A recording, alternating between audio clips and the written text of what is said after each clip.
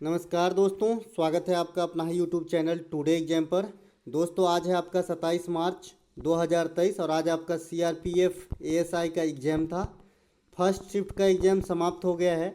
First shift के exam में GK के सेक्शन से जो भी प्रश्न पूछे गए सभी प्रश्नों को लेकर आ गया हूँ। तो चलिए दोस्तों शुरू कर लेते हैं। दोस्तों जैसा कि आप जानते हैं, मैं आपको ओरिजिनल प्रश्न के साथ साथ point two point extra fact भी दूंगा जो आने वाले समय में आपको एग्जाम में देखने को मिलती है। तो चलिए शुरू करते हैं।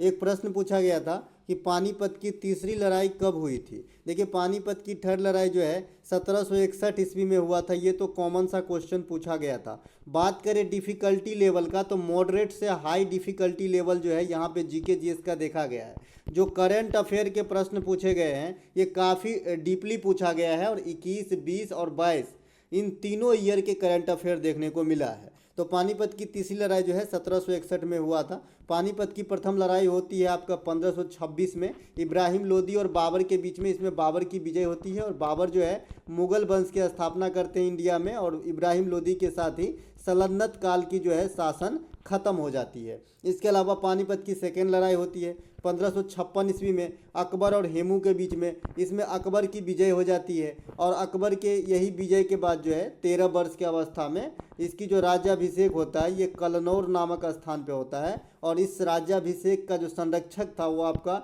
बैरम खान था। तो ये बात भी आपको ध्यान रखना है। इसके अलावा पानीपत की जो थर्ड लड़ाई होती है ये होती है आपका 1761। ये तो आप समझ गए किसके किसके बीच होता है, तो अहमद शाह अब्दाली और मराठों के बीच। इसमें जीत किसकी होती है, तो अहमद शाह अब्दाली की। और मराठों के तरफ से जो आपका सेनापति का रोल निभाया था ये सदाशिव राव भाऊ ने निभाया था, जो पिछले एचसीएम एग्जाम में पूछा गया था। तो ये क्वेश्चन भी आपके लिए टॉप पे रहेगा कि जो थर्ड आपका पानीपत का वार हुआ था उसमें मराठे की तरफ से सेनापति कौन था। इसके अलावा खानवा का युद्ध 1527 में होता है, राणा सांगा और बाबर के बीच में होता है। इसमें भी बाबर विजयी होते हैं, है ना। इसके अलावा बार्डीवास का युद्ध जो है ये आपका 1760 ईस्वी में होता है अंग्रेजी सेना और फ्रांसीसी सेना के बीच, जिसमें अंग्रेजी सेना की विजय होती है और फ्रांसीसी सेना की लगभग हार हो जाती है। और यहीं से इंडिया पे पकड़ जो है फ्रांसीसी सेना की कमज़ोर पड़ गई थी। ठीक है। बक्सर का युद्ध 1764 ईस्वी में होता है। अवध के नवाब, बंगाल के नवाब, मुगल बादशाह का जो सेना है वो, और साथ में अंग्रेज के तरफ से हेक्टर मुनरो। ठीक है, तो इसे भी ध्यान रखेंगे, हेक्टर मुनरो को। बक्सर के युद्ध में हेक्टर मुनरो, और इधर त्रिगुट सेना जो 1764 में, और पलासी का युद्ध 1757 में होती है जो रॉबर्ट क्लाइव और सिराजुद्दौला के बीच में होती है। इसमें भी रॉबर्ट क्लाइव की विजय होती है। पलासी का मैदान जो है ये आपका पश्चिम बंगाल में है और बक्सर बिहार में है। इसके अलावा वर्ष 2022 के अनुसार भारत में हिंदू की जनसंख्या कितनी थी। एक बच्चे तो इन्होंने ये बताया जिनका जीके ही नाम है, नाम कुछ और होंगे लेकिन नाम जो रखे अपने स्टेटस ये जीके रखें।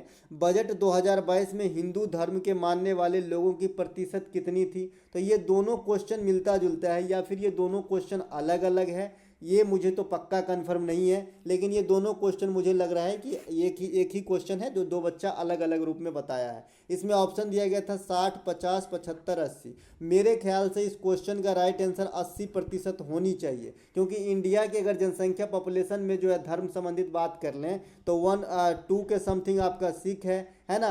2.89 के समथिंग आपका जो क्रिश्चियन समुदाय है वो है, और लगभग 17, 17.5 या इससे थोड़ा सा कम जो है मुस्लिम है। तो इन सबको मिला दे तो 20% के करीब होता है। तो 80% हमारे हिसाब से आंसर होना चाहिए। आप लोग बताइएगा कि इसमें क्या आंसर लगाए हैं। इसके अलावा एक प्रश्न पूछा गया है कि किस नृत्य में महिलाएं गोल आकार में घेरा बनाकर नृत्य करती है। देखिए, मैंने सांप वाला नृत्य, जो सांप और गुलाब ये वाला नृत्य, और ये जो घेरा बना के नृत्य करती है। अगर घूमर ऑप्शन में है तो घूमर राइट आंसर हो जाएगा, क्योंकि घूमर में भी जो है ये महिलाएं जो है घेरा बना के नृत्य करने का काम करती है, ऐसे ऐसे गोल गोल घूमती रहती है। और ख़ास करके जो आपका राजस्थान में मीना समुदाय के लोग होते हैं उनमें ये नृत्य काफ़ी जो है प्रचलित होते हैं। ठीक है, तो ये जो है गोल घेरा में महिलाएं जो है अपनी नृत्य करती है, और ये किस त्यौहार के मौके पे करती है, तो गणगौर त्यौहार के मौके पे करती है। तो गणगौर त्यौहार भी रख लीजिएगा याद, ये भी राजस्थान से संबंधित है।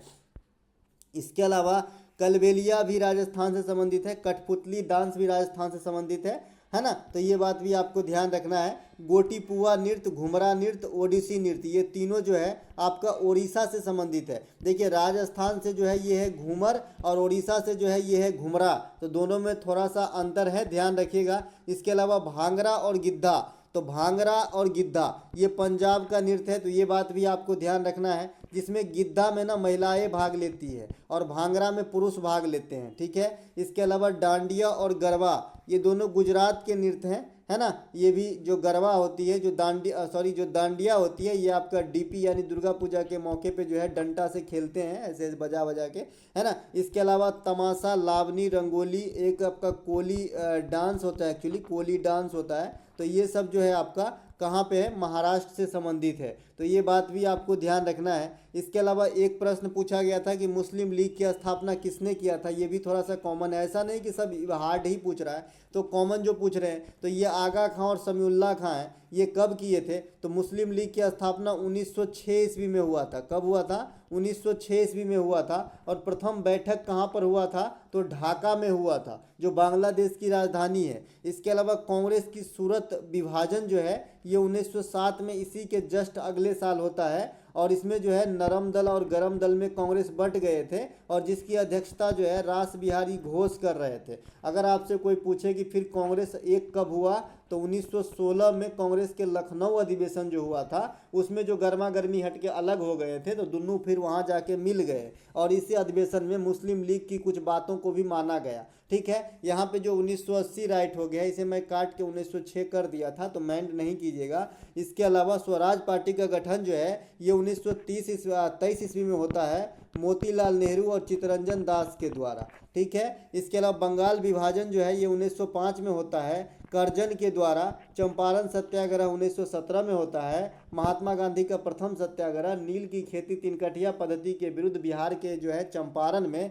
होम रूल आंदोलन के प्रतिपादक एनी बेसेंट और तिलक हैं, तो पुणे के अंदर तिलक हैं और मद्रास के अंदर जो है एनी बेसेंट है। चौरा चौरी हत्याकांड 1922 में होती है, इसके तहत जो 1920 में असहयोग आंदोलन चलाया गया था, इसे को जो है बंद कर दिया गया चौरा चौरी हत्याकांड के कारण। तो जो भी एक्स्ट्रा फैक्ट है आप जरूर ध्यान से सुने, आपको किसी भी एग्जाम में काम आ सकती है। हड़प्पा सभ्यता के बारे में निम्नलिखित में से कौन सा कथन सही है, इस प्रकार से क्वेश्चन पूछा गया है। अकॉर्डिंग टू ऑप्शन, दो ऑप्शन मुझे भेजे हैं इन्होंने, तो आंगन के चारों दिशाओं में घरों का निर्माण किया जाता था, इस प्रकार की एक ऑप्शन है। दूसरा ऑप्शन है घरों की खिड़की चारों ओर खुलती थी। देखिए जो दूसरा ऑप्शन है ये गलत है, ठीक है, चारों ओर नहीं खुलती थी, कुछ नगर में अलग दिशा में, कुछ नगर में दूसरी दिशा में। ऐसा माना जाता है कि उस समय जो है हड़प्पा सभ्यता के लोग जो है काफ़ी डेवलप थे, तो धूल वगैरह जो है धूल धक्कर डायरेक्ट घर में नहीं आए, इसीलिए खिड़की पछवाड़ा बाजू कुछ जगह पे खोली जाती थी, है ना। तो चारों तरफ तो बिल्कुल नहीं खुलती थी, तो ये दूसरा ऑप्शन जो है गलत हो जाएगा, पहला ऑप्शन सही हो जाएगा इन दोनों ऑप्शनों के मुताबिक। एक प्रश्न पूछा गया है, 44वां संविधान संशोधन 1978 के द्वारा क्या परिवर्तन किया गया था, या इस प्रकार से जो है एक लैंग्वेज में क्वेश्चन पूछा गया है। ये 100% सही नहीं है कि ऐसे ही क्वेश्चन पूछे गए हैं, ये 90% है, ठीक है। जो जैसा क्वेश्चन है, जो जैसा है वैसे ही बताऊंगा दोस्तों, अपने मन से जो है ये नहीं बताऊँ ये भी पूछा ये भी पूछा, ऐसा नहीं है।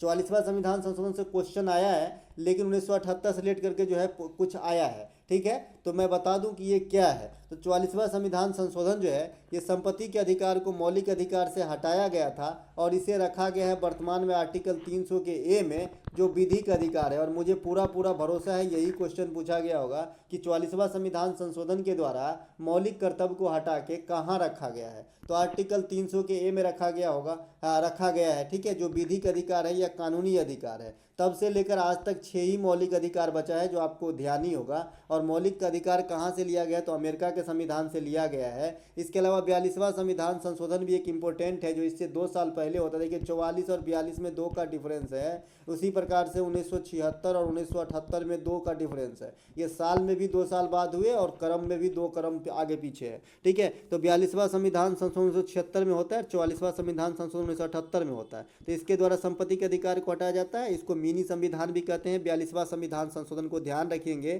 क्योंकि इसमें एक ही चीज़ नहीं हुआ है, बहुत चीज़ हुआ है, जिसमें मौलिक कर्तव्य जोड़े गए थे। स्वर्ण सिंह समिति की अनुशंसा पे जो 51 के ए आर्टिकल और भाग 4 ए में रखा गया है। इसके अलावा 10 प्रकार के मौलिक कर्तव्य को जोड़े गए थे। इसके अलावा जो संसद की कार्यकाल है उसके में भी बढ़ोतरी कर दिया गया था। शिक्षा को समवर्ती सूची में लाया गया था। अखंडता, धर्मनिरपेक्षता, समाजवादी शब्द को जोड़ा गया था। तो ये सब बात ध्यान रखेंगे। इसके अलावा एक प्रश्न पूछा गया है वर्ष 2023 तक सबसे कम साक्षरता वाला राज्य, तो ये तो बिहार ही बने हैं, अपने चरम रूप में है ना। 2011 तथा वर्तमान जनसंख्या में क्या जो वर्तमान आपका जनगणना हो गया है उसमें भी केरल सर्वोच्च स्थान पे ही शिक्षा यानी साक्षरता में रहेगा। इसके अलावा सबसे अधिक जनसंख्या घनत्व जो है ये भी नहीं बदलेगी, ये तो बिहार की ही रहेगी। इसके अलावा सबसे कम जनसंख्या घनत्व जो है ये अरुणाचल प्रदेश का, ये भी नहीं बदलने वाला है, क्योंकि ये इतना बड़ा गैप है, कहाँ से बदलेगा। आप देखिए 1150 के करीब जो है बिहार में जनसंख्या घनत्व है, बदलेगा कभी, है ना। इसके अलावा अरुणाचल प्रदेश में 17 व्यक्ति पर किलोमीटर रहता है, अब ये कभी बदलेगा, अब आदमी कहाँ से पलायन करके थोड़ी आएगा, है ना। तो ये भी नहीं बदलेगा। तो कुछ मोटा चीज़ है जो नहीं बदलता है, बस इस भी बदल के आप जो है स्टूडेंट का दिमाग भरमाना चाहता है। इसके अलावा वर्ष 2022 में से किसे द्रोणाचार्य पुरस्कार दिया गया, इस प्रकार के प्रश्न देखने को मिले हैं। तो द्रोणाचार्य पुरस्कार जो है आपका 2 कैडर में दिया जाता है। एक तो लाइफ टाइम अचीवमेंट के लिए दिया जाता है जो पिछले साल तीन आदमी को दिया गया था, और ऐसे जो है आपका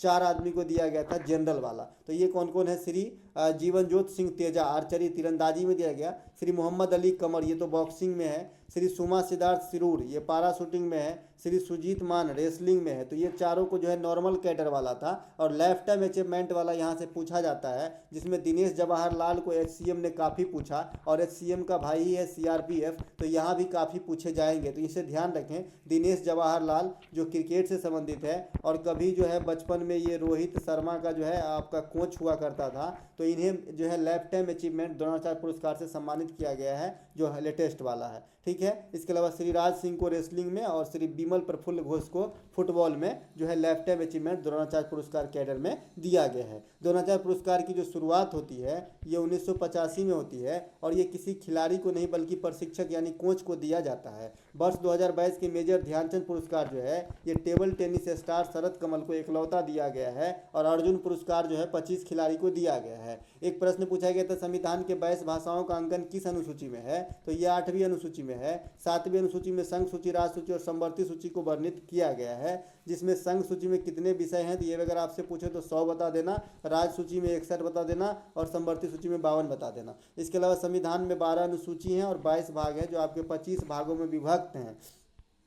इसके अलावा ये प्रश्न एक पूछा गया था कि वर्ष 2022 तक पवन ऊर्जा के उत्पादन में अव्वल रहा। देखिए पहले कभी जो है गुजरात पवन ऊर्जा के मामले में इंडिया में टॉप पे हुआ करता था, लेकिन अब तमिलनाडु जो है पवन ऊर्जा के मामले में टॉप पे हो गया है। तो ये बात भी आपको ध्यान रखना है। लॉर्ड डलहौजी ने सबसे पहले किस राज्य को ब्रिटिश राज में मिलाया, तो ये सतारा को 1848 में मिलाया था। लॉर्ड डलहौजी राज हड़प नीति से संबंधित है। लॉर्ड कर्जन बंगाल विभाजन से संबंधित है।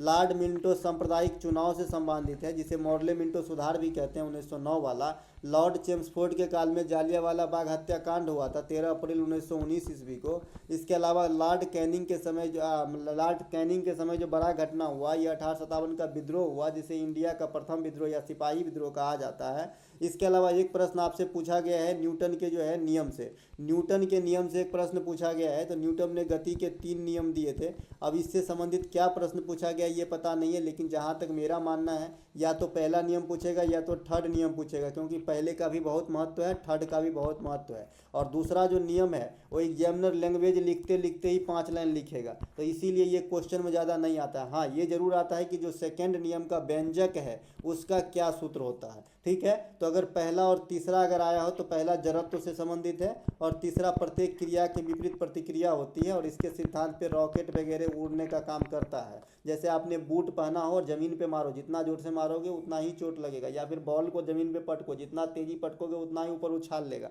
तो ये थर्ड नियम है। और जड़त्व का नियम क्या है, जैसे हम गाड़ी में बैठे हैं, गाड़ी अचानक चले तो हम किधर की तरफ झुक जाते हैं, पीछे की तरफ, है ना। तो ये है आपका जड़त्व का नियम। ये था आपका विरामावस्था का जड़त्व, लेकिन जब गाड़ी चलती रहती है और ब्रेक लगता है तो हम आगे की तरफ झुकते हैं, ये गति का जड़त्व है। तो ये न्यूटन का कुछ नियम था। ये क्वेश्चन भी आपसे पूछा गया है। झारखंड में कोयला क्षेत्र से कोई क्वेश्चन पूछा गया है। इसके अलावा नाबार्ड से एक क्वेश्चन पूछा गया है, ठीक है, नाबार्ड से कोई क्वेश्चन पूछा गया है कि 2022 में कौन सी संस्था ने कोई चीज़ किया है, इस प्रकार का क्वेश्चन पूछा है। इसमें ऑप्शन में नाबार्ड भी था। तो दोस्तों मिलेंगे एक नए वीडियो में। अगर ये क्वेश्चन जो अधूरा है, अगर आपके पास पूरा क्वेश्चन है तो हमें कमेंट करके बता दीजिएगा, तो नए सेक्शन जो लेके आएंगे हम उसमें ऐड कर देंगे। जय हिंद दोस्तों।